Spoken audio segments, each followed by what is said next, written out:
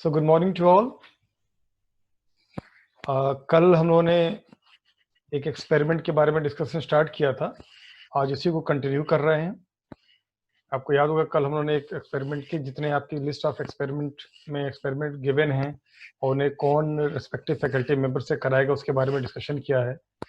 Virtual lab से किस तरीके से एक्सपेरिमेंट करना है उसके बारे में डिस्कस किया था, और उसमें से एक एक्सपेरिमेंट जो मुझे कराना है वो भी डिस्कस किया गया था, जिसका ऑब्जेक्ट है to find the dispersive power of prism by the help of spectrometer।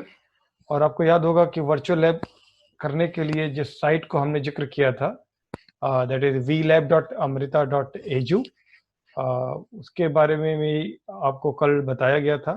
I hope कि आपने अब तक इस साइट पर अपना अकाउंट ओपन कर लिया होगा। अगर अभी तक अकाउंट ओपन नहीं किया है तो आप इस पर अपना अकाउंट बना लीजिए, क्योंकि आपको ये एक्सपेरिमेंट परफॉर्म करना है। शेड्यूल मोस्टली ऐसा रहेगा कि हम आपको जो 2 दिन हमारे शेड्यूल्स हैं उन 2 दिनों में हम आपको एक्सपेरिमेंट करने का तरीका बताएंगे, फिर आपको असाइनमेंट देंगे और उस असाइनमेंट को करके नेक्स्ट मंडे तक आपको सबमिट करना होगा अपने गूगल क्लासरूम में। इस साइट से अब आप परिचित हो चुके हैं और अब आप ये जान भी चुके हैं कि इस साइट पर कौन कौन से एक्सपेरिमेंट है। मैं एक बार फिर से रिपीट कर दे रहा हूँ, जो बच्चे आज ही जिन्होंने ज्वाइन किया होगा, हम इसमें ऑप्टिक्स वर्चुअल लैब, ये जो नीचे दिया हुआ आप देख पा रहे होंगे, अपनी स्क्रीन पे देख पा रहे होंगे, ऑप्टिक्स वर्चुअल लैब, यानी जो vlab.amrita.edu है, इस पर जब आप लॉगिन करेंगे, लॉगिन करने के बाद जब फिजिकल साइंसेस को सिलेक्ट करेंगे तो बहुत सारे अलग अलग कैटेगरी के वर्चुअल एक्सपेरिमेंट के बारे में एक लिस्ट बनी हुई है। उसमें से ऑप्टिक्स वर्चुअल लैब पे जाएंगे और उसमें जो एक्सपेरिमेंट है वो ये लास्ट में दिया हुआ है, last but one, spectrometer dispersive power of the prism. ये एक्सपेरिमेंट आपको परफॉर्म करना है। लेकिन इस एक्सपेरिमेंट को एक्सप्लेन करने के लिए आप इसके पहले देखिएगा spectrometer refractive index of the material of a prism, या angle of fringe by using spectrometer, या स्पेक्ट्रोमीटर आईडी कर्व, इन सबके में कुछ ना कुछ थ्योरी में कुछ इंफॉर्मेशन दी हुई है, उनका भी मैं इस्तेमाल कर रहा हूँ। क्योंकि जिन्होंने ये वर्चुअल लैब डेवलप किया वो ये मान के चलते हैं कि आप एक क्रम से इन सारे एक्सपेरिमेंट को करते हुए यहाँ तक पहुंचेंगे तो पहले की बातें आपको पता है, इस वजह से डिस्पर्सिव पावर में कई थ्योरी की बातों को डिस्कस नहीं किया गया है। मैं उन सारी थ्योरी की बातों को मैंने कल डिस्कशन स्टार्ट किया था, और आपको याद होगा कि हम लोगों ने डिस्कस किया था रिफ्रैक्टिव इंडेक्स के बारे में, रिफ्रैक्टिव इंडेक्स क्या होता है, और रेयर से अगर डेंसर मीडियम में जाएं या डेंसर से रेयर मीडियम में जाएं तो रिफ्रैक्टिव इंडेक्स की वैल्यू किस में ज़्यादा किस में कम होती है, आई एंगल ऑफ इंसिडेंस और एंगल ऑफ रिफ्रैक्शन की वैल्यू कैसे होती है, कल डिस्कस किया गया था। इसी के आगे डिस्कशन में हम लोगों ने प्रिज्म के बारे में डिस्कशन किया था। आपको याद होगा ये प्रिज्म है और इसमें एंगल ऑफ इंसिडेंस I1 और I2 कैसे होंगे और R1 R2 कैसे होंगे, उनके बीच में क्या रिलेशन होगा, ये कल डिस्कस हो चुका है। सबसे लास्ट में हम लोगों ने डिस्कस किया था एक फार्मूला जो refractive index of the material of the prism के बारे में है, which is n equal to sin a plus d by 2 upon sin a by 2। ये आपको स्क्रीन पे दिख भी पा रहा होगा, आप देख सकते हैं यहाँ पर इक्वेशन नंबर 3 करके ये लिखा हुआ है। ये फार्मूले से आप परिचित भी हैं, आप जो हमारे वेबसाइट पे मैनुअल पड़ा हुआ है वहाँ भी आप इस फार्मूले को देख सकते हैं। नोटेशन में हो सकता है फर्क हो, n की जगह म्यू इस्तेमाल हुआ हो, d की जगह डेल्टा इस्तेमाल हुआ हो, वो बात अलग है, एक्चुअल फार्मूला यही है। 3 डिफरेंट कलर्स के लिए आप रिफ्रैक्टिव इंडेक्स निकालते हैं, उसके बाद आप omega that is the dispersive power में इसको सब्स्टिट्यूट करते हैं और डिस्पर्सिव पावर भी प्राप्त कर सकते हैं। यानी कि मेन हमें एक्सपेरिमेंट की मदद से तो हमें रिफ्रैक्टिव इंडेक्स ही निकालना है। तो रिफ्रैक्टिव इंडेक्स निकालने के लिए क्या 2 चीजें जरूरी हैं, फार्मूले से स्पष्ट है। आप फार्मूले को देखिए कि आपको ए पता हो और डी पता हो। ए क्या है, प्रिज्म एंगल, डी क्या है, एंगल ऑफ मिनिमम डेविएशन। तो आज हम बात करेंगे एंगल ऑफ प्रिज्म कैसे निकाला जाता है, ठीक है। एंगल ऑफ प्रिज्म के बारे में थोड़ा बात करने के पहले मैं आपको थोड़ा सा एक फिगर दिखाना चाहता हूं। ओके, आप देख पा रहे होंगे एक ग्लास प्लेट है और ग्लास प्लेट पे बहुत सारी पैरेलल रेज इंसिडेंट हो रही है। उसका एक पोर्शन रिफ्लेक्ट भी हो जाता है और कुछ पोर्शन ग्लास के थ्रू, तो ग्लास एक डेंसर मीडियम में पाथ थोड़ा सा डेविएट होता है, नॉर्मल की तरफ झुकता है और ग्लास के थ्रू होते हुए फिर दोबारा ट्रांसमिट हो जाता है। Transmitted ray and incident ray are parallel to each other but they are not coaligned, यानी कि एक दूसरे के सामने नहीं है, थोड़ा सा डेविएशन के कारण उनसे थोड़ा सा उनके जो पैरेलल तो बने हुए, लेकिन थोड़ा सा उनका पाथ डेविएट हो गया है। सो ये एक नॉर्मल फिनोमेना है, लॉ ऑफ रिफ्लेक्शन और लॉ ऑफ रिफ्रैक्शन यहाँ पे इस्तेमाल होता है। अब हम बात करते हैं इस फिगर की। इस फिगर में आप देख पा रहे होंगे कि एक प्रिज्म है जिसका ये वर्टिकली ये बेस है जिस पे मैं कर्सर घुमा रहा हूँ, ये बेस है। तो ये जो सामने का एंगल हो जाएगा, बेस के सामने का एंगल, इसको हम कहेंगे प्रिज्म एंगल ए। अगर मान लीजिए लेफ्ट साइड से प्रिज्म के दोनों जो रिफ्रैक्टिंग सरफेसेस हैं, दोनों, बेस की बात नहीं हो रही है, बाकी जो दो सरफेसेस हैं, आप जानते हैं प्रिज्म 3 रेक्टेंगुलर सरफेस से मिलकर बना हुआ है। तो अगर लाइट बीम इंसिडेंट हो रही हो और लाइट बीम का एक हिस्सा प्रिज्म के ऊपर वाले हिस्से से रिफ्लेक्ट हो रहा हो, एक हिस्सा प्रिज्म के नीचे वाले हिस्से से रिफ्लेक्ट हो रहा हो, तो ये जो दोनों रिफ्लेक्टेड रे, ध्यान रखिएगा रिफ्लेक्टेड बोल रहा हूँ, रिफ्लेक्टेड नहीं। और मैंने अभी थोड़ी देर पहले ही बताया था कि किसी भी ग्लास शीट पर अगर कोई लाइट पड़ती है तो उसका कुछ पोर्शन रिफ्लेक्ट भी होता है और कुछ रिफ्लेक्ट होकर ट्रांसमिट भी होता है। ठीक है, फिलहाल हम लोग रिफ्लेक्टेड की बात कर रहे हैं। तो बाएं से दाएं तरफ रखे हुए प्रिज्म के ऊपर एक लाइट बीम पड़ती है, एक पोर्शन ऑफ द बीम ऊपर की तरफ प्रिज्म के ऊपर की सरफेस से रिफ्लेक्ट होता है, दूसरा portion of the beam prism के निचले सरफेस से रिफ्लेक्ट होता है।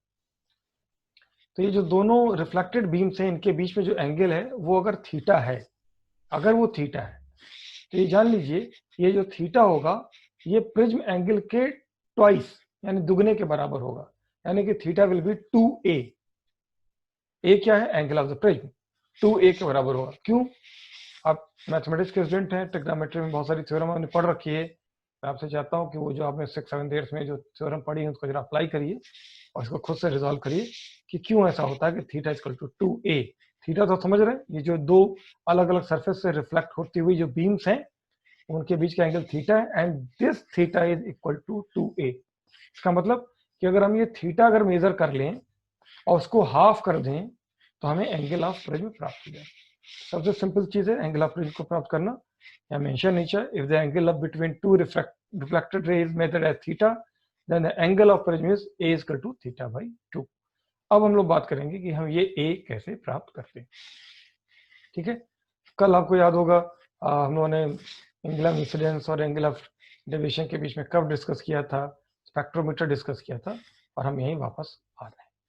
ठीक है, कल हमने इसके डिफरेंट पार्ट्स के बारे में डिस्कशन कर लिया है कि ये सोर्स है, या फिलहाल यहाँ सोडियम वेपर लैंप है, यहाँ पे मरकरी वेपर लैंप भी हो सकता था, ये प्रिज्म है, और ये पूरा स्पेक्ट्रोमीटर है जिसके 3 हिस्से, कॉलीमीटर, प्रिज्म टेबल और ये टेलीस्कोप। टेलीस्कोप के पीछे वाले हिस्से में आई पीस है, इसको रोटेट करने के लिए और फिक्स करने के लिए 2 स्क्रू दिए हुए हैं।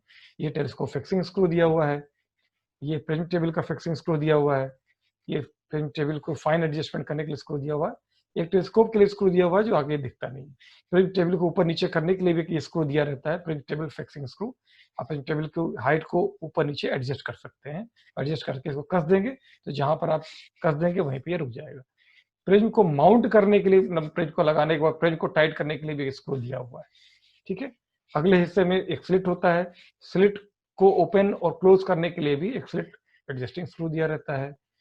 कॉलीमीटर को फोकस करने के लिए स्लिट फोकसिंग स्क्रू दिया रहता है, और टेलीस्कोप को फोकस करने के लिए इमेज फोकसिंग स्क्रू दिया रहता है।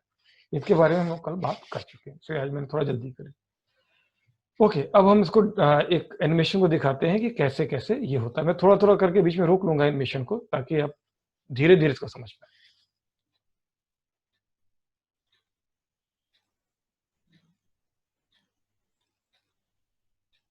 देखिए ये टेलीस्कोप है।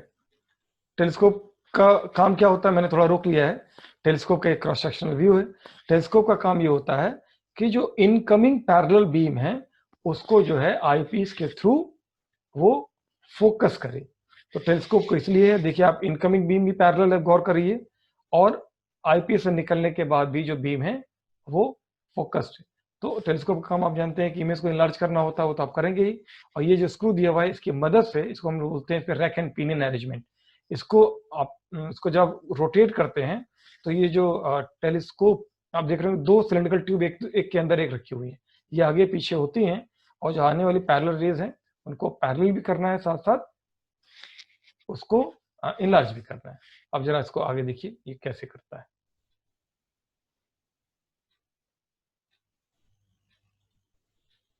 देखिए बीम है, इसको ये पैरेलल कर रहा है।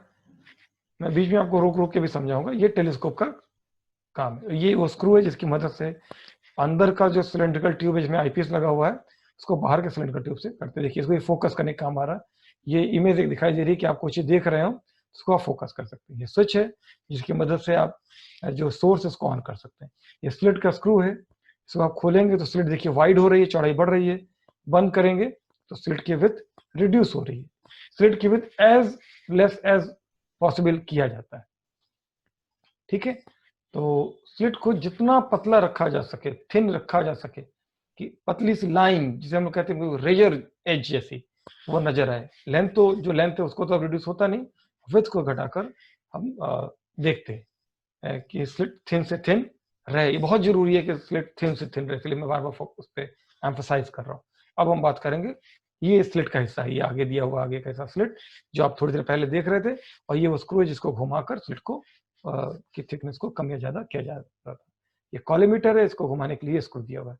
अब देखते हैं कॉलीमीटर कैसे काम करता है। कॉलीमीटर जो कन्वर्जिंग रेज हैं उनको पैरेलल करने के काम आता है। उसके अंदर एक लेंस लगा होता है, बीच में देखिए एक लेंस लगा हुआ है, और इसके अंदर भी दो सिलेंड्रिकल ट्यूब्स होती हैं। अगर दोनों सिलेंड्रिकल ट्यूब एकदम फिट हो तो जो रेज हैं वो बिल्कुल पैरेलल ही आएंगी, और हमें पैरेलल रेज ही चाहिए। ये पूरे एक्सपेरिमेंट में हमें पैरेलल रेज ही चाहिए। लेकिन अगर हम अंदर के ट्यूब को थोड़ा सा मोशन करें, देखिए तो ये रेज पैरेलल की बजाय डाइवर्जिंग, ये देखिए डाइवर्ज हो गई, हो सकती है, की जा सकती है। तो हम क्या करते हैं कि उसको स्क्रू को रोटेट करके ऐसा, ये जो स्क्रू था कॉलीमीटर के ऊपर, इसको ऐसे फिक्स करते हैं कि हमें पैरेलल रेज ही नजर आए। अब हम लोग बात करेंगे प्रिज्म टेबल के बारे में। प्रिज्म टेबल को कैसे इस्तेमाल करते हैं।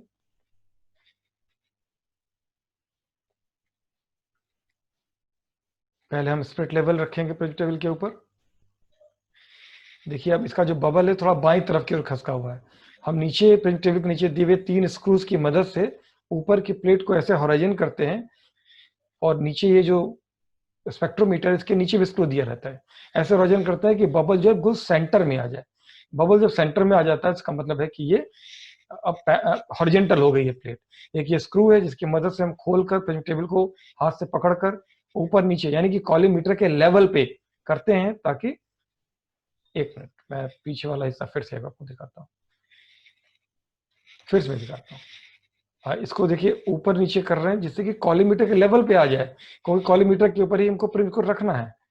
कॉलीमीटर के लेवल पे अगर नहीं होगा तो कॉलीमीटर से आने वाली रे प्रिज्म के से होकर नहीं गुजरेंगी। अगर वो नीचे रह गया, प्रिज्म टेबल नीचे रह गया, तो क्या होगा कि जो रेज होंगी वो प्रिज्म के ऊपर से निकल जाएंगी, तो प्रिज्म के ऊपर इंसिडेंट ही नहीं करेंगी। और या अगर प्रिज्म टेबल को हमने ज्यादा ही ऊंचा कर दिया तो क्या होगा कि जो कॉलीमीटर से आने वाली रेज होंगी वो क्या होंगी, प्रिज्म टेबल के अंदर से निकल जाएंगी, प्रिज्म के ऊपर इंसिडेंट ही होंगी। तो ये आपको ध्यान रखना होता है कि जो प्रिज्म टेबल का जो सरफेस है, ऊपर का सरफेस, कॉलीमीटर के निचला लिप जिसे कहते हैं हम लोग उसको होंठ कहते हैं, निचले लिप्स के बिल्कुल बराबर हाइट पर हो। और जब बराबर हाइट पे हम हाथ से कर लेते हैं तो ये जो पेंच नीचे दिया हुआ लंबा सा ये दिया हुआ स्क्रू, इसको कस कर टाइट कर देते हैं ताकि प्रिज्म टेबल नीचे न जाए। अब आप देखिए इसको हमने टाइट कर दिया, प्रिज्म टेबल अपने लेवल पे फिक्स हो गया। यानी स्प्लिट लेवल से हॉरिजॉन्टल करना है और इसको फिक्स करना है प्रिज्म टेबल की हाइट। ये टेलीस्कोप है, टेलीस्कोप को आप घुमा सकते हैं, किसी भी डायरेक्शन में आप घुमा सकते हैं, ऑलमोस्ट 360 डिग्री को घुमा सकता है। और उसको हाथ से पकड़ के घुमाते हैं जिसको हम कहते हैं कोर्स एडजस्टमेंट। और थोड़ा घुमाना हो तो एक पेंच दिया होता है, ये देखिए पेंच दिया हुआ है। इससे अगर हम पहले कस देते हैं, ये पेंच को कस दिया और उसके बाद देखिए अब ये टेलीस्कोप नहीं हिल डुल रहा है।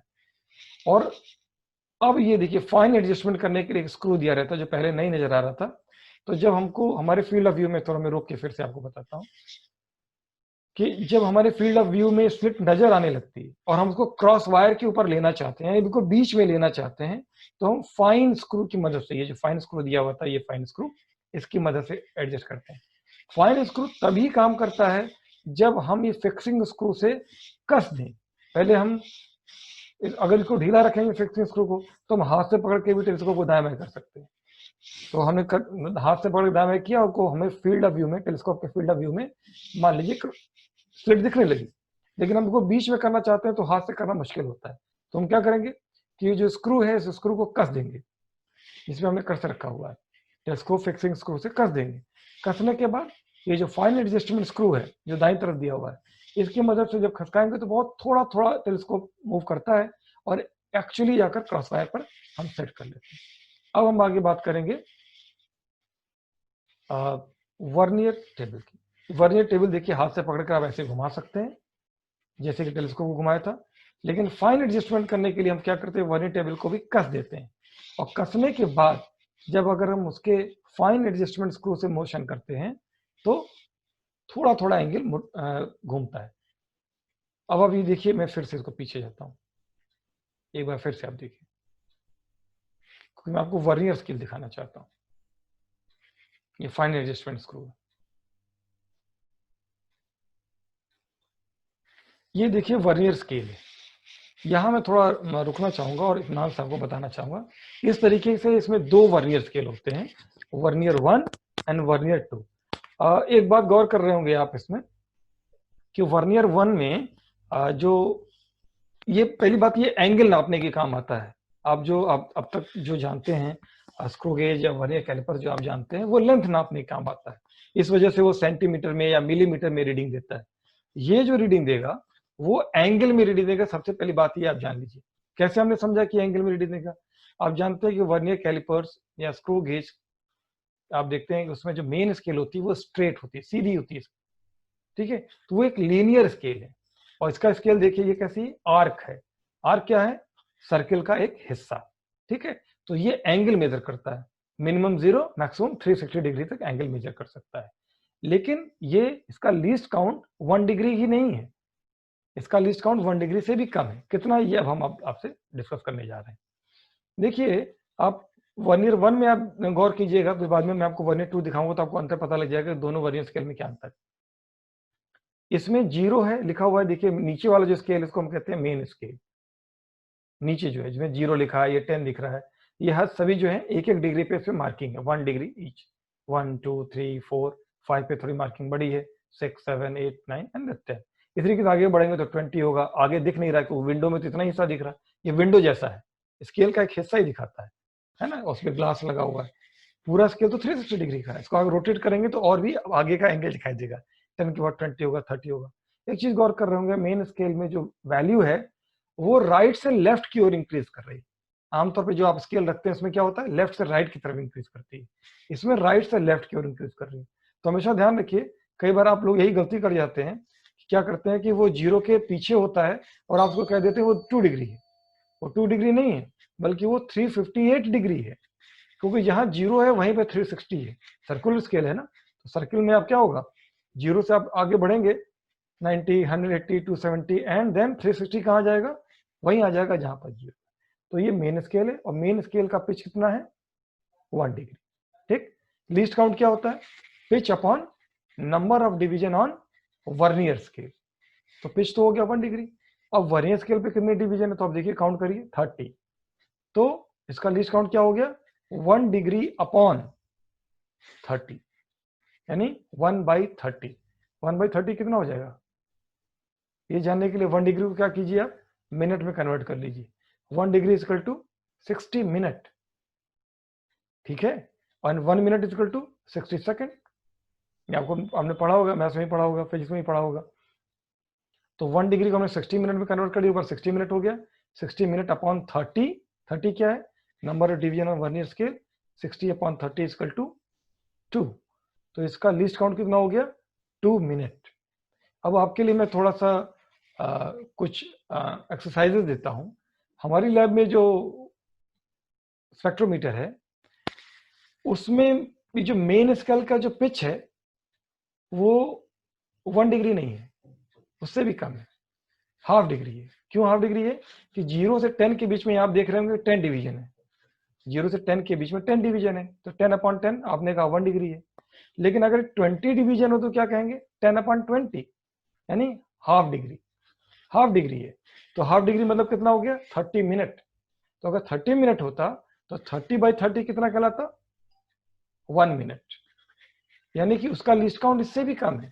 ये जो आप यहां देख रहे हैं इसका लिस्ट काउंट है 2 मिनट, और जो हमारी लैब में है उसका लिस्ट काउंट 1 मिनट भी हो सकता है और उससे भी कम हो सकता है। उससे कम कैसे हो सकता है? न केवल 0 से 10 के बीच में 20 डिवीजन है, बल्कि जो वर्नियर स्केल है उसमें 0 से 30 की बजाय वहां पे 60 डिवीजन। तो अब जरा करते हैं, अब हम अपने लैब के स्केल के हिसाब से आपको बताते हैं। मैं कभी आपको लैब का विजिट भी कराऊंगा, आपको दिखाऊंगा उसका स्केल कैसे। अगर 20 डिवीजन है, इसका मतलब है पिच कितना हो गया? Half degree.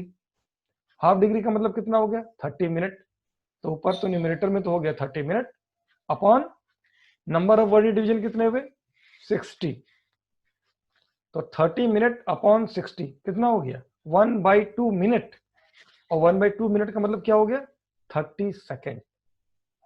So by increasing the number of division in the main scale and by increasing the number of division on the vernier scale, the least count can be increased. तो आप different values को रख के least count निकालने की कोशिश कीजिए। फिलहाल वर्चुअल लैब में जो आपको स्केल में दिखा रहा हूं, यहां इसका लीस्ट काउंट कितना है? 1 degree upon 30, that is 2 minute.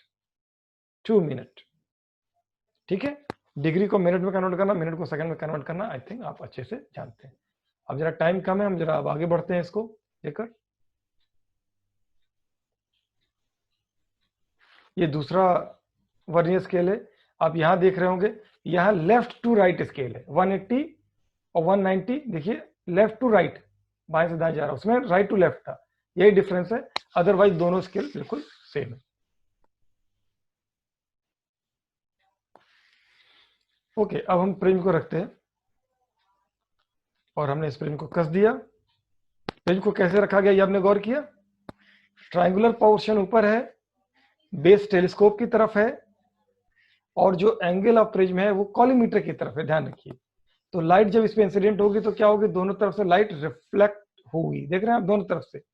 अब हमने क्या किया, देखिए फाइन स्क्रू की मदद से, गौर कीजिए, हमने इसको क्रॉस वायर पे कर लिया। मैं इसको जरा सा दोबारा रिपीट करता हूँ, फिर से देखिए प्रिज्म को कैसे रखा, गौर कीजिए, ये बहुत जरूरी है, प्रिज्म ऐसे ही रखा जाता है, ठीक।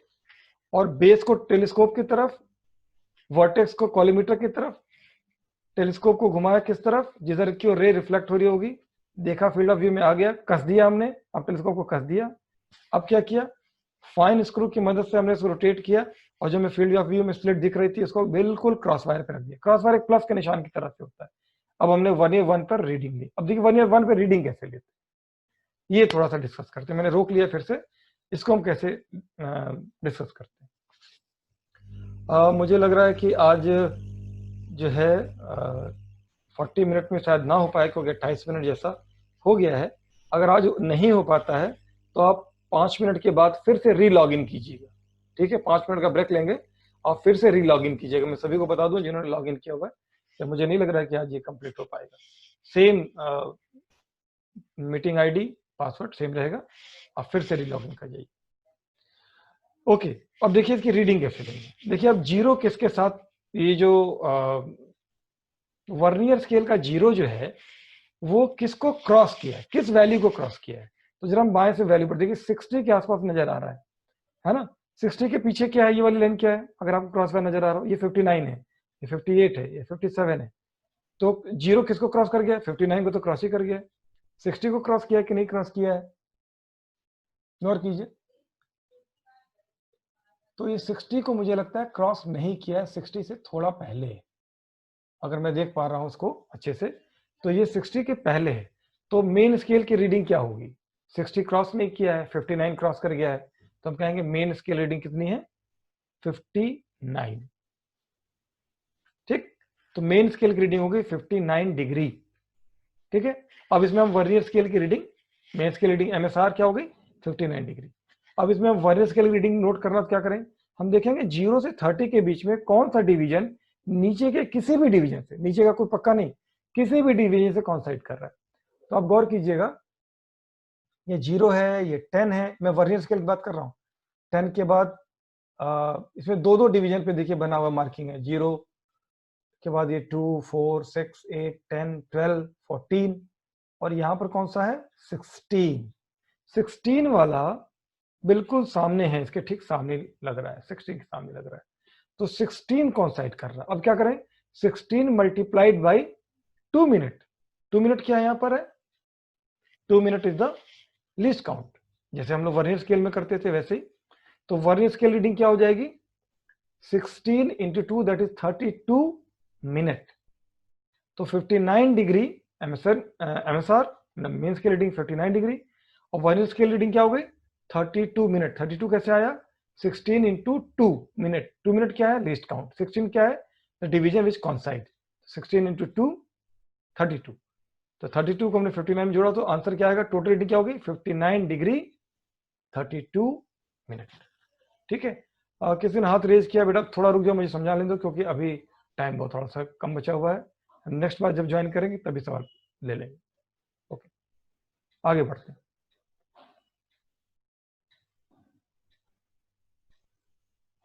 अब देखिए, इन्होंने सेकंड स्केल पे भी रीडिंग लेना सिखाया है और उसकी भी वैल्यू इन्होंने रखी है।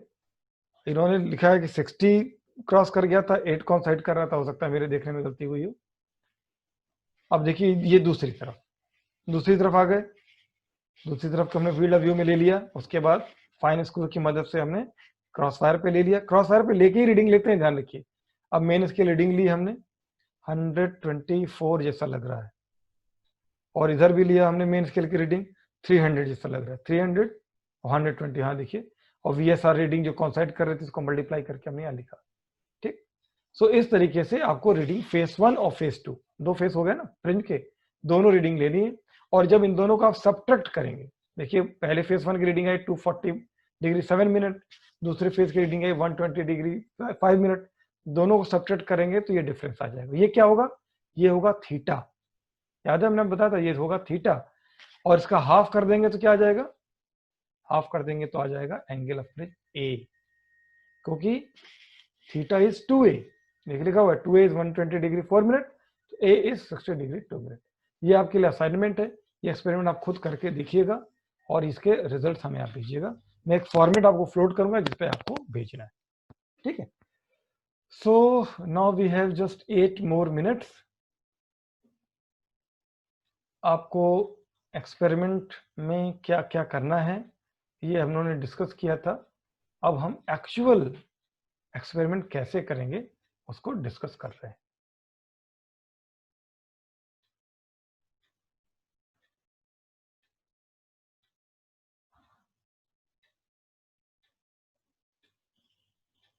ये लॉगिन करने को कह रहा है, मैं लॉगिन करता हूं।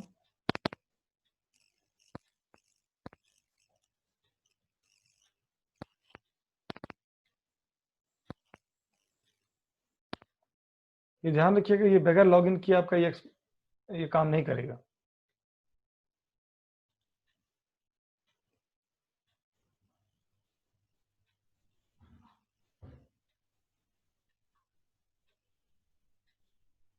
ये सिमुलेटर है, थोड़ा ओपन होने में थोड़ा टाइम लगाता है।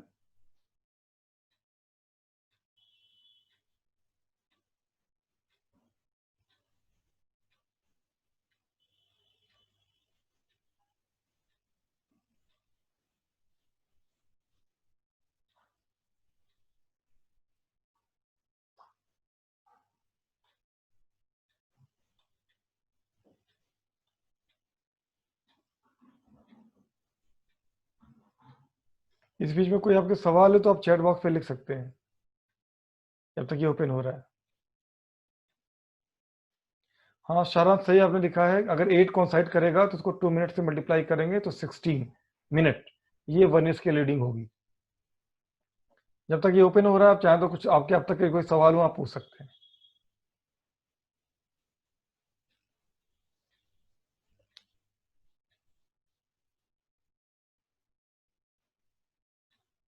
Okay, now it is open. मैं अब आपको दिखाता हूँ। सबसे पहले हम क्या करते हैं, इसको स्पेक्ट्रोमीटर को पैरेलल रेज के लिए के हिसाब से इसको सेट करते हैं। पैरेलल रेज के हिसाब से सेट करने का मतलब क्या होता है? हम आमतौर पर क्या करते हैं कि स्पेक्ट्रोमीटर को खिड़की के पास लेके जाते हैं और दूर की कोई चीज देखते हैं और दूर की कोई चीज को पे फोकस करने की कोशिश करते हैं। अगर हम दूर की चीज को फोकस करेंगे तो हम ये मान के चलेंगे कि दूर की चीज इनफाइनाइट पर है, और उसके लिए उसको फोकस कर लिया हमने, तो हम ये मान के चलते हैं कि इसका मतलब है कि जो रेज है वो क्या हो गई? वो पैरेलल हो गई। तो वर्चुअल लैब में कैसे करेंगे इसको फोकसिंग, ये तो मैं एक्चुअली लैब के अंदर करने का तरीका मैं आपको बता रहा हूँ कि हमने स्पेक्ट्रोमीटर को उठाया अपनी जगह से, खिड़की के पास टेबल पे रखा और दूर की कोई चीज देखी और फोकस करने की कोशिश की, जब वो फोकस हो गई इसका मतलब हम बहुत दूर की चीज देख रहे हैं, नहीं लगभग इनफाइनाइट पे देख रहे हैं और चीजें पैरेलल हो गई। अब यहाँ हम कैसे फोकस करेंगे, हमने इस कर्सर को आगे बढ़ाया, देखिए इसके अंदर एक इमेज, एक कुछ पत्तियों की इमेज है दिखना शुरू हो रही है और एक पर्टिकुलर वैल्यू पर ये देखिए वो बिल्कुल फोकस हो। जब ये फोकस हो जाएंगी, ये पत्तियां जो दिख रही थी ये फोकस हो जाएंगी, तो ये जो स्टार्ट बटन है ये एक्टिव हो जाएगा। अब ये स्टार्ट बटन एक्टिव हो गया। अब आपको यहाँ पर स्पेक्ट्रोमीटर का एक ये इमेज दिख रही है, इसका यहाँ पर जो फील्ड ऑफ व्यू है टेलीस्कोप का वो नजर आ रहा है और ये इसका टॉप व्यू नजर आ रहा है। किसी भी हिस्से को आप बड़ा करके देखना चाहते हैं तो आप जैसे आप वर्नियर की रीडिंग पढ़ना चाहते हैं तो वहां पर कर्सर ले जाकर वर्नियर की रीडिंग को देखिए आप साइड में पढ़ सकते हैं। आप देख रहे हैं नीचे कॉर्नर में देखिए साइड में आप इसको पढ़ सकते हैं।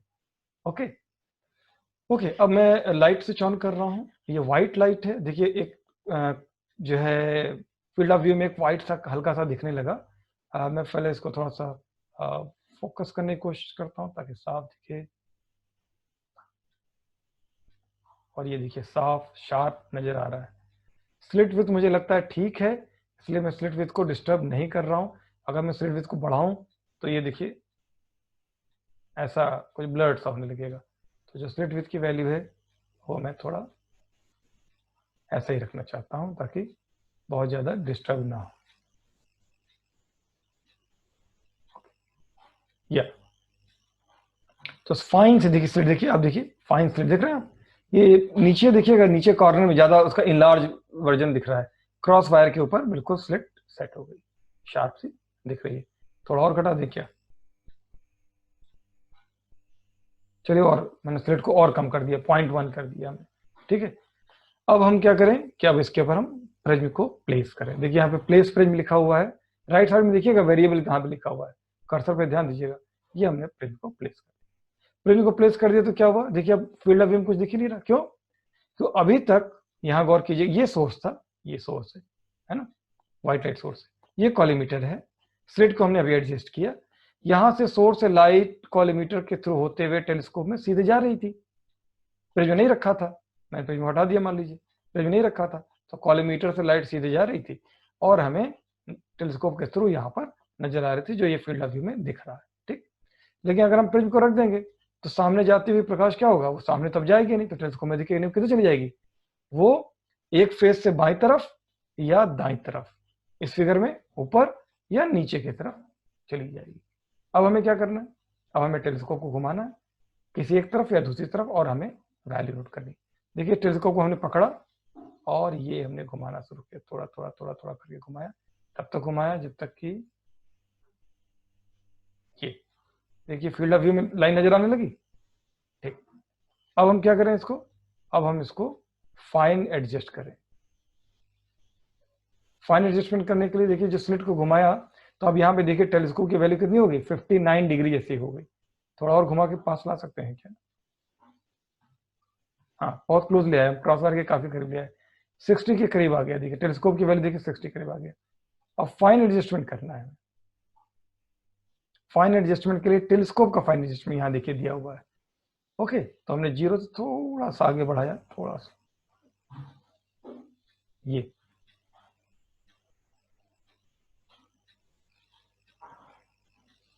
थोड़ा सा रुकिए मैं इसको, यस। अब देखिए क्रॉस वायर पे है कि नहीं, अभी भी क्रॉस वायर पे नहीं, थोड़ा सा और एडजस्ट करना पड़ेगा।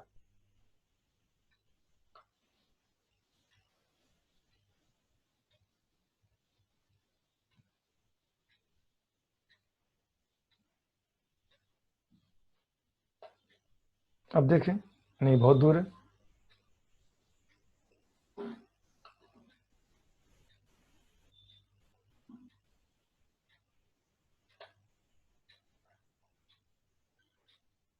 अब देखें, हाँ इट्स क्वाइट क्लोज, एक्चुअली 0.2 पे हो जाए तो ज़्यादा अच्छा हो जाएगा, हो सकता है कि मैं अभी उतना एडजस्ट नहीं कर पा रहा हूँ, लेकिन आप इसको जो कोशिश कीजिएगा, आप लोग ज़्यादा सिस्टम पे ज़्यादा यूज टू है, ओके।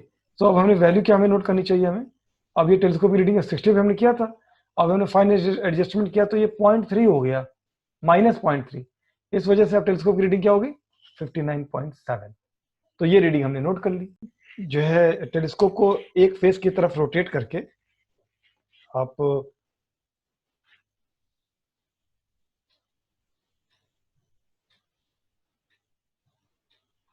जो एक तरफ की ओर रोटेट करके जो है एक फेस की वैल्यू आप ले सकते हैं, जैसा कि इसमें टेलीस्कोप में वैल्यू आ रही है 59.7। ठीक है,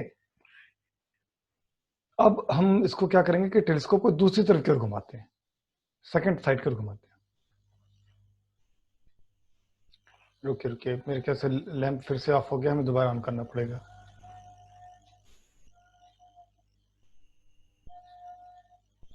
यस, देखिए आपको फील्ड ऑफ व्यू में स्लिट नजर आना शुरू हो गई होगी, दिख रही है राइट साइड से, देखिए।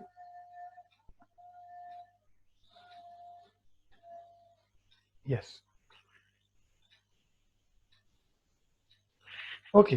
तो देखिए अब आपको स्लिट जो है बिल्कुल क्रॉस वायर के करीब नजर आ रही है, और टेलीस्कोप की रीडिंग भी देखिए वो -60। तो माइनस क्यों आ गया? तो माइनस का यहाँ मतलब सिर्फ यही है कि वो रोटेशन पहली बार आपने सेंटर से आपने लेफ्ट से जाकर किया था, अब क्या आपने राइट जाकर किया है। ठीक है, तो यहाँ माइनस का कोई और विशेष मतलब नहीं है। तो आप इसको आप जब वैल्यू लिखिएगा तो प्लस में ही लिखिएगा, क्योंकि बाद में अल्टीमेटली आपको दोनों के बीच के एंगल को रोटेट ही करना है। तो मान लीजिए +60 है और इस तरफ की ओर -60 है, तो 60 माइनस -60 क्या हो जाएगा? 120 हो जाएगा। तो आप इस तरीके से वैल्यू को लिख सकते हैं। ठीक है, और ये बताने के बाद मैं एक दूसरा तरीका बताऊंगा जिस तरीके से लैब में करते हैं। यहाँ तो वैल्यू सब यहाँ पे बगल में लिखी आ जा रही, तो बड़ा आसान सा हो जा रहा है। ठीक है, पहले मैं एक बार एक्सपेरिमेंट आपको समझा दूं कि कैसे इसको करते हैं। फाइन एडजस्टमेंट करते हैं। फाइन एडजस्टमेंट करने के लिए टेलीस्कोप का फाइन एंगल को हमने क्रॉस वायर के as much close as possible किया। यस,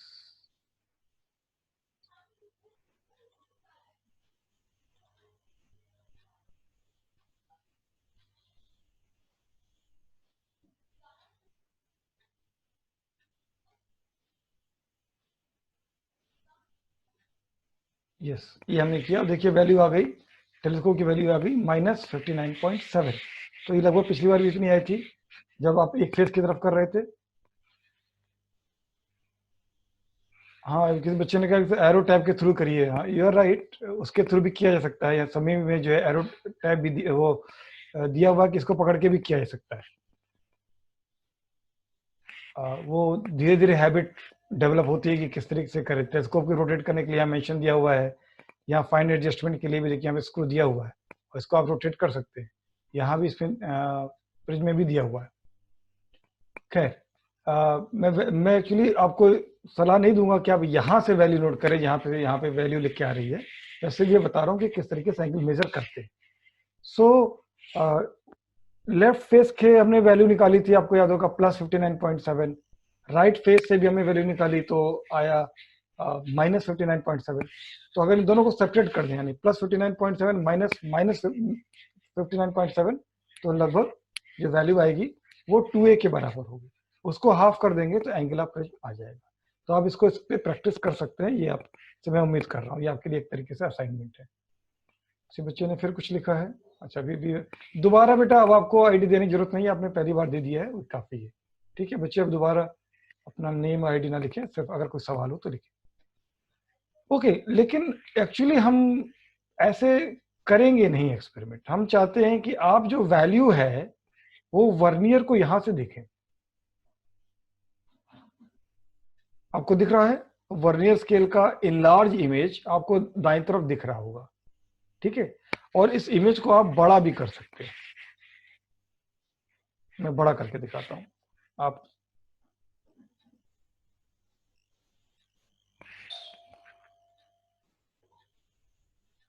देखिए, इस हिस्से को, यहाँ जो मेजरमेंट वाला हिस्सा दिखा, इस हिस्से को देखिए, और यहां से देखकर, इस जगह से देखकर आप रीडिंग्स को नोट करिए कि एक्चुअली मेन स्केल रीडिंग क्या है, वर्नियर स्केल रीडिंग क्या है। मैंने आपको थोड़ी देर पहले सिखाया है। कौन सी साइड कर रही है, लीस्ट काउंट से मल्टीप्लाई करिए, और तब आप वैल्यूज को लिखिए। क्योंकि एक्चुअल लैब में आपको यहां से करना है। दोनों ही स्केल आपको देखिए साफ साफ बिल्कुल दिख रहे हैं। थोड़ा ऊपर नीचे करेंगे तो आपको वैल्यूज और साफ साफ क्लियरली नजर आएगा। सो यानी कि जब हम आपको असाइनमेंट देंगे तो फिर आप यहाँ ये जो चेंज एंगल टेलीस्कोप की 59.7 या वैल्यू दी हुई है, इसकी मदद से फिर आप नहीं करेंगे। ठीक है, ये तो सिर्फ पहली बार समझने, हाँ कैसे ठीक कर रहा हूँ कि नहीं कर रहा हूँ, वहां तक के लिए ठीक है। एक्चुअली चूंकि आपको तो लैब में एक्सपेरिमेंट करना है और मुझे वो लैब में कैसे एक्सपेरिमेंट करना है वो सिखाना है, इसलिए आप जो रीडिंग्स हैं वो वर्नियर स्केल 1 और वर्नियर स्केल 2 पर फोकस करके, और ये बहुत अच्छे से नजर आ रहा दिख रहा, इनलार्ज करके फोकस करके देखकर ही वैल्यू नोट करेंगे। जैसे कि टेबल में अभी थोड़ी देर पहले मैंने एनिमेशन देखिए, सिमुलेटर के बगल में बना हुआ यही एनिमेशन है, इसी एनिमेशन में आपको मैंने दिखाया। तो सबसे पहले आप क्या निकालेंगे, प्रिज्म एंगल। ठीक है, प्रिज्म एंगल को किस तरीके से सब्स्टिट्यूट करेंगे वो जरा सा बात कर लेते हैं। ये टेबल आपको याद होगा, हमने दिखाई भी थी। Just a moment,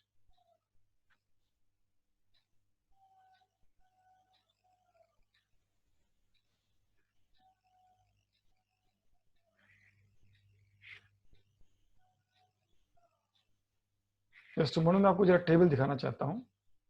let it load.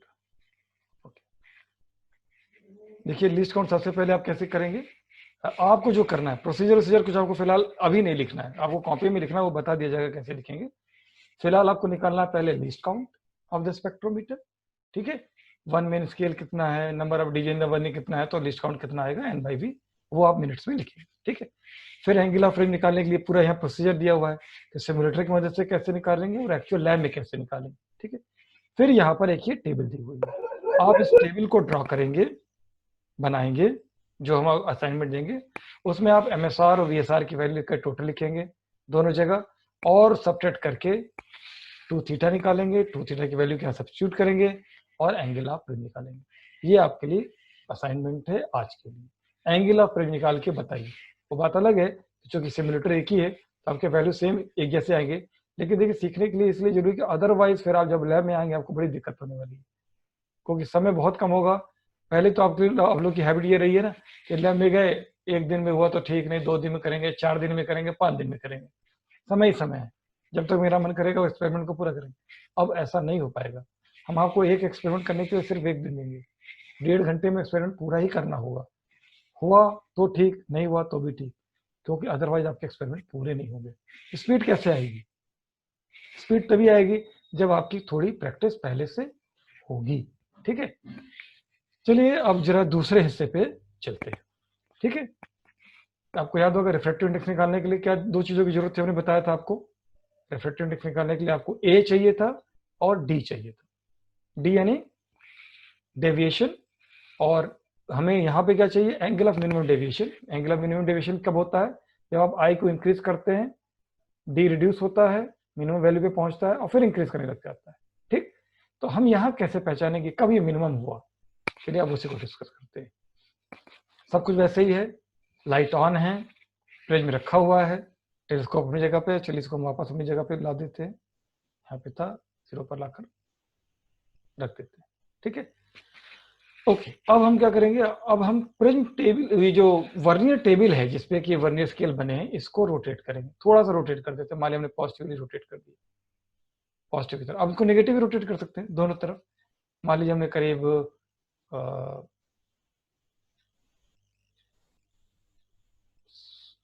थोड़ा और करते हैं, थोड़ा देखते, अब ये कैसे हम थोड़ा थोड़ा क्यों बढ़ा रहे हैं भाई, ये भी थोड़ा सा आपको जानना ही चाहिए, सर ऐसे कैसे कर रहे हैं।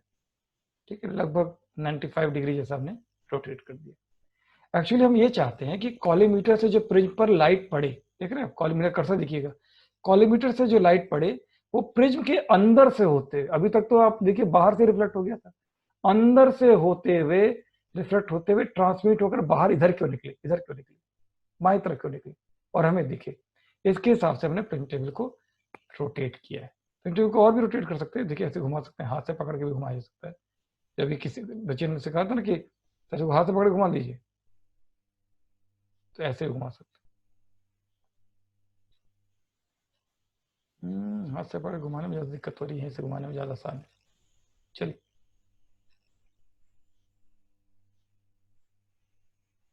चलिए इतना हमने घुमा लिया, थोड़ा कम कर लिया, ज़्यादा ही घुमा दिए, 90 के आसपास। 90 तो एकदम वर्टिकली हो गया, राइट, हाँ ठीक है, आई बनेगा। अब हमने टेलीस्कोप को घुमाकर ढूंढना शुरू किया कि क्या हमें ट्रांसमिटेड रे अपने फील्ड ऑफ व्यू में दिखेगी। ओके, दिखने लगी, ये तो दिखने लगी, देखिए डिफरेंट कलर्स नजर आ रहे हैं ना। अब आप फील्ड ऑफ व्यू को गौर कीजिए, देखिए नीचे भी दिखिएगा, जहाँ लार्ज विजन दिखता है, हमें रेड दिख रहा है, हमें ऑरेंज दिख रहा है, पास पास है, हमें येलो दिख रहा है, हमें ग्रीन दिख रहा है, फिर हमें ब्लू दिख रहा है, और सबसे आखिरी में कौन सा दिख रहा है, वायलेट दिख रहा है। ऐसा क्यों हो रहा है, क्योंकि व्हाइट लाइट है। इसी वर्चुअल लैब में एक येलो लाइट यानी कि सोडियम लैंप के साथ भी एक्सपेरिमेंट है, आपको याद होगा एनिमेशन में हमने सोडियम लैंप भी दिखाया था, तो आपको एक केवल वर्टिकल लाइन दिखेगी, यहाँ तो कई सारी लाइन दिख रही है। ठीक, अब आपको करना क्या है, थोड़ा सा मैं इस प्रिज्म का एंगल थोड़ा सा, प्रिज्म टेप को मैं थोड़ा सा और रोटेट करता हूँ,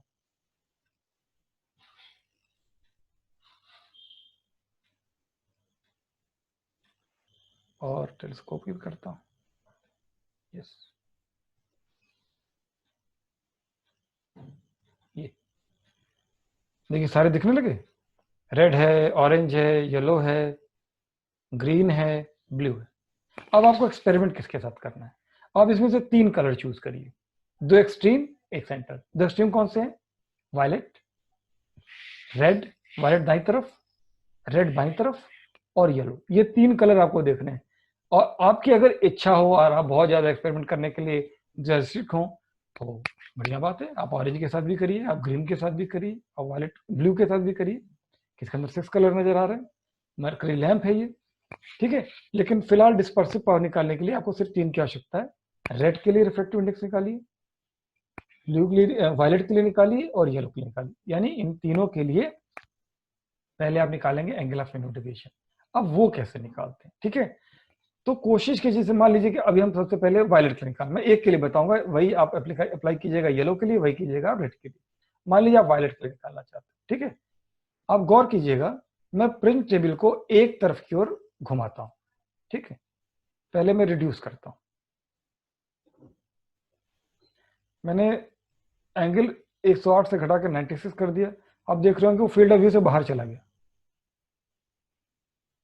ठीक, कोई बात नहीं, वापस हम ले आए, फिर वापस आ गया, ठीक है। अब आप गौर कीजिएगा कहां पे था जब ये वापस आया, 102 पर था। ये वर्नियर टेबल पे एंगल में पढ़ रहा हूं, गौर कीजिएगा, यहाँ वर्नियर टेबल पे एंगल दिख रहा है आपको 102.5, ठीक है। अब मैं इसको थोड़ा सा आगे बढ़ाता हूं, थोड़ा सा आगे बढ़ाता हूं, देखिए अब आप गौर कीजिएगा, डिक्रीज नहीं कर रहा हूं, एंगल बढ़ा रहा हूं, ठीक है। तो अगर एंगल में बढ़ाऊं तो ये किधर जा रहा है, सॉरी ये तो घट गया, चलिए अब एंगल बढ़ाता हूँ, 99.7 है, मैं इसके एंगल को बढ़ाता हूँ।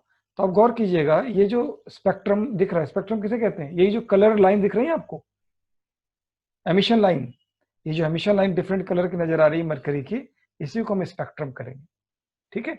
यही स्पेक्ट्रम है, spectrum of the mercury light, इसमें आपको 6 कलर की एमिशन लाइन्स नजर आ रही, ओके। तो जैसे मैं इसको इंक्रीज करता हूं तो ये बाईं तरफ जा रही है, गौर करें बाईं तरफ जा रही है, 108 तक चला गया, बाईं गया, और इंक्रीज कर रहा हूं 110,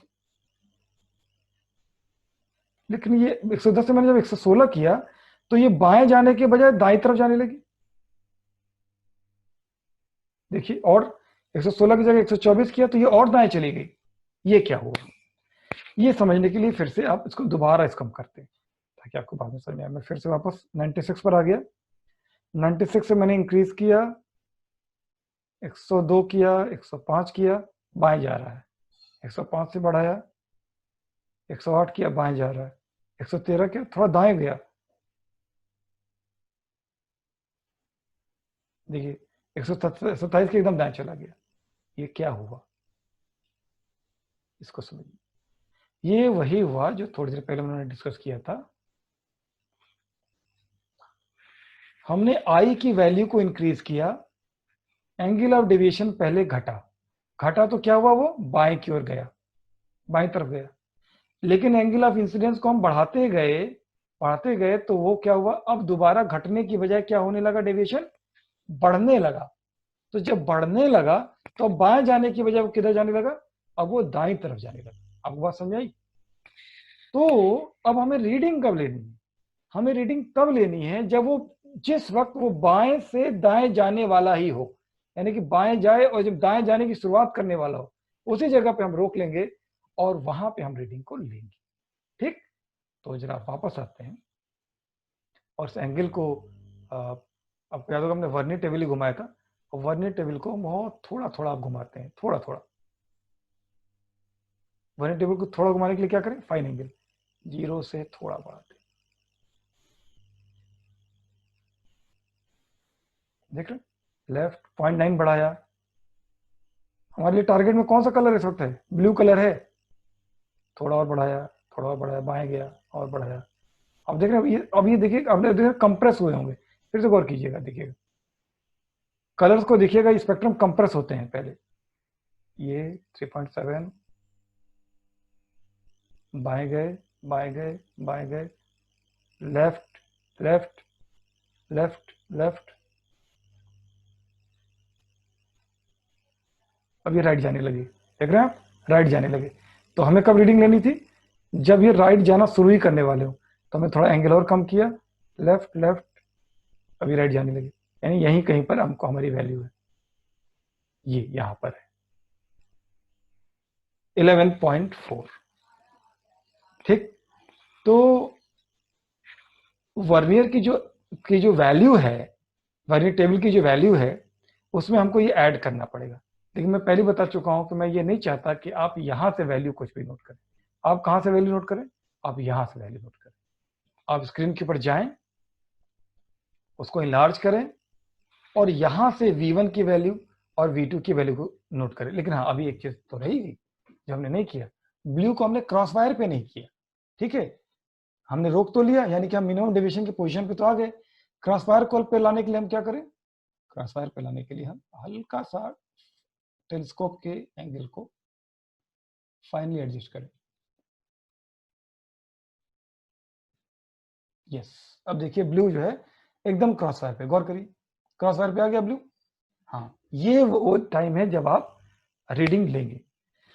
जब आप रेड करना चाहेंगे तब क्या करेंगे, तब आप रेड पे ध्यान दीजिएगा कि कब वो लेफ्ट से राइट जाता है और कब वो बीच में रुकता है। मतलब लेफ्ट से जाते जाते एक राइट जब होने वाला होता है, वहां पे आप उसको रोकिए और रेड की वैल्यू को नोट करिए। इसी तरीके से आप येलो को करिए। लेकिन जब भी रीडिंग लेनी होगी तो रेड को क्रॉस वायर पे लाना पड़ेगा। जब येलो की रीडिंग लेनी होगी तो येलो को क्रॉस वायर पे लाना होगा। अभी मैं ब्लू की रीडिंग ले रहा हूं, तो ब्लू को मैं क्या कर रहा हूं, क्रॉस वायर पे लेके आया हूं। This is the time when we can take the reading. केवल उसको स्थिर कर लेना, जैसे हमने पहले में थोड़ा मिस कर गया था, स्थिर करके रीडिंग लेना वो नहीं है। आपने वर्नियर टेबल को घुमाया, क्रॉस वायर के अंदर ले लिया, स्पेक्ट्रम को थोड़ा बहुत हिला डुला के देखा कि हाँ कब वो लेफ्ट से राइट जाता है। फाइन एडजस्टमेंट करने के लिए वर्नियर टेबल के फाइन एंगल को रोटेट किया, आपने देखा 11.4 पर ऐसा लगा कि अब यहीं से लेफ्ट से वो राइट पे होता है, हमने रोक लिया। उसके बाद हमने टेलीस्कोप को थोड़ा सा फाइन एडजस्टमेंट किया और ब्लू को क्रॉस वायर के ऊपर ले लिया। Now this is the time when we will take the reading. देखिए जब हम रीडिंग लेने के लिए लाते हैं तो टेलीस्कोप हट जाता है ताकि हमको जो है बिल्कुल साफ साफ स्केल पूरा नजर आए। देखिए पूरा स्केल नजर आ रहा है। हम देखेंगे कि जीरो किसके साथ कॉन्साइड कर रहा है, मेन स्केल की रीडिंग ले लेंगे। ऐसे मोटा मोटी मुझे देखने में ऐसा लग रहा है कि 67.5 डिग्री मेन स्केल की रीडिंग, ऐसा मुझे ऐसा लग रहा है। फिर कौन सा कॉन्साइड कर रहा है वो आप देख लीजिए और कॉन्साइडिंग को लीस्ट काउंट से मल्टीप्लाई करके रीडिंग नोट करिए। इसी तरीके से आप यहाँ भी दूसरे स्केल यानी V2 की रीडिंग भी नोट करेंगे। ठीक, ये रीडिंग हो गई। इसके तुरंत बाद आपको क्या करना है, ये तो तुरंत बाद हमने कर लिया। ये रीडिंग आपने एक तरफ की ले ली, ब्लू की ले ली आपने।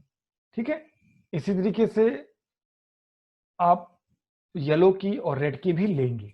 ठीक है, येलो की भी मान ली ले लिया आपने, रेड की भी ले लिया। अब इसके बाद आप क्या करेंगे, अब आप प्रिज्म को हटा देंगे। प्रिज्म हट गया, ध्यान रखिएगा, प्रिज्म को हटा दिया। लेकिन वर्नियर टेबल को छुएंगे नहीं, वर्नियर टेबल को कतई डिस्टर्ब नहीं करेंगे। वर्नियर टेबल जो है जहां पर है उसको वही रहने देंगे। ठीक है, और टेलीस्कोप को घुमाकर हम वापस कॉलीमीटर की सीध मिलाएंगे। ये यस, फाइन एडजस्टमेंट करके हम क्रॉस वायर पे ले लेंगे। अब कि ये व्हाइट क्यों दिख रहा है? भाई प्रिज्म हट गया है, प्रिज्म की वजह से तो स्पेक्ट्रम आता है, प्रिज्म हट गया तो हमें तो वो व्हाइट लाइट ही नजर आएगी।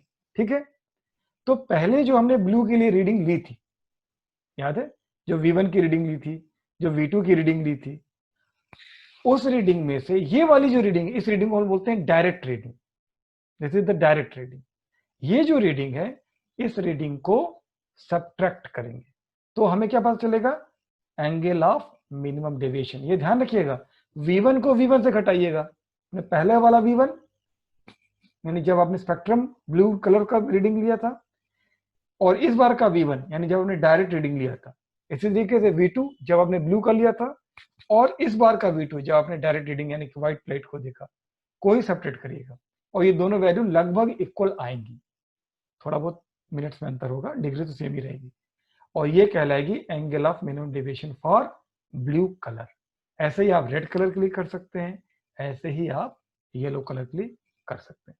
अब मैं थोड़ा सा इसके प्रोसीजर के बारे में बात करूंगा। एक मिनट, लेट इट ओपन। मैंने पहले से ओपन करके नहीं रखा है। ओके, प्रिज्म एंगल के बारे में हम लोग बात कर चुके हैं। अब एंगल ऑफ मिनिमम डेविएशन के बारे में देखिए, आप पूरा कैसे सिमुलेशन परफॉर्म करते हैं ये दिया हुआ है, लेकिन समझाना भी बहुत जरूरी था। यहाँ पे देखिए वैल्यू लिखी हुई है, कैसे आपको टेबल बनाना है, यानी कि प्रिज्म एंगल वाली टेबल हो गई आपकी। अब दूसरा ये डिस्पर्सिव पावर के लिए इसमें दिया हुआ है। यहाँ इन्होंने ब्लू कलर और येलो कलर से शायद दो कलर लिए हैं, लेकिन मैं आपको यहाँ सजेस्ट करूंगा कि आप कलर लीजिएगा वायलेट, रेड एंड येलो।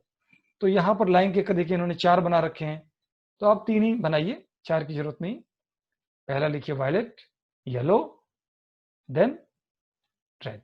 ठीक है, V1 की रीडिंग, V2 की रीडिंग कब? पहले जब रिफ्लेक्टेड यानी जब आप कलर को क्रॉस वायर पे करते हैं उसकी रीडिंग। तो यहाँ पूरा यानी यहाँ पे टोटल रीडिंग लिखिए, यानी कि MSR प्लस VSR टोटल करके यहाँ लिखिए। अगर आपको समस्या हो तो उसको 2 हिस्सों में बांट लीजिए, पहले MSR लिखिए, फिर VSR लिखिए, फिर टोटल लिखिए। तो ये V1 की रीडिंग हो गई। वैसे आप एक साथ रफ में ऐड करके यहाँ लिख सकते हैं। फिर यहाँ डायरेक्ट रीडिंग लिखिए। डायरेक्ट रीडिंग क्या? वो जो प्रिज्म को हटा कर करते हैं, प्रिज्म को हटा दिया और उसके बाद आप रीडिंग लेते हैं, वो रीडिंग लीजिए। इन दोनों का जो डिफरेंस होगा वो क्या होगा? मिनिमम डेविएशन होगा। क्योंकि V1 का डेविएशन जो आएगा या जो V2 से आएगा वो लगभग बराबर होगा, तो जब आप मीन लेंगे तो क्या आएगा? मीन तो एक ही आएगा। यहाँ पे दो सेल बना रखे हैं, 2 सेल की जरूरत नहीं पड़ेगी, 1 सेल की जरूरत पड़ेगी। ठीक है, वो आप यहाँ पर वैल्यू रख लीजिए।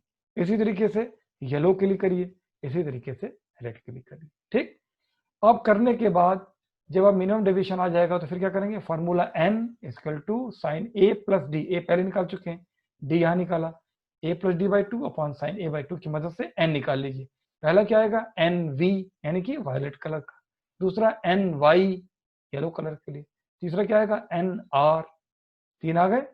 अब आप जो डिस्पर्सिव पावर का फॉर्मूला है इसमें जो दिया हुआ उस पर ध्यान न दीजिएगा, आपने जो पढ़ा है 9 10 वही इस्तेमाल करिएगा। Omega equal to NV minus NR upon NY minus 1। कहीं नोट कर लीजिए अगर आप किताब नहीं खोलना चाहते हैं तो, NV minus NR upon NY minus 1। This is dispersive power, और इस तरीके से आप डिस्पर्सिव पावर निकाल सकते हैं। So that's all. आपको रिजल्ट तक यहां तक काम करना है, यानी कि आपको दोनों टेबल, लिस्ट काउंट से शुरू करिए, दोनों टेबल बनाइए, कैलकुलेशन करिए, रिजल्ट लिखिए।